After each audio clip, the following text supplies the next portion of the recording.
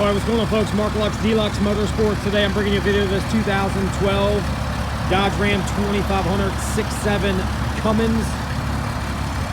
Truck has been leveled out on a set of 22x12 American Forces wrapped in 33s.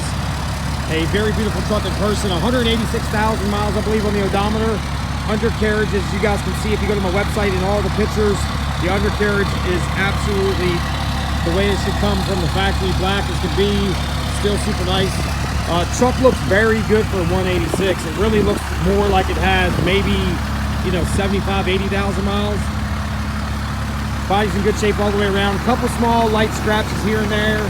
The headlights could be buffed out a little bit. If I get time, we'll try to do that, get them taken care of. You can see how nice the frame and stuff is, like I said. Like I said, overall, maybe a couple small scratches here or there. Maybe, some few rock chips from running wide. Kind of like right here in the fender. A couple right there. Spraying bed liner. Rear hitch. Got one small dent right here on top of the tailgate. Other than that, the body's actually really clean. Overall, a very nice truck. Again, this is a 2012 Dodge Ram 2500 6.7 Cummins 4-wheel drive Bighorn with just over 186,000 miles.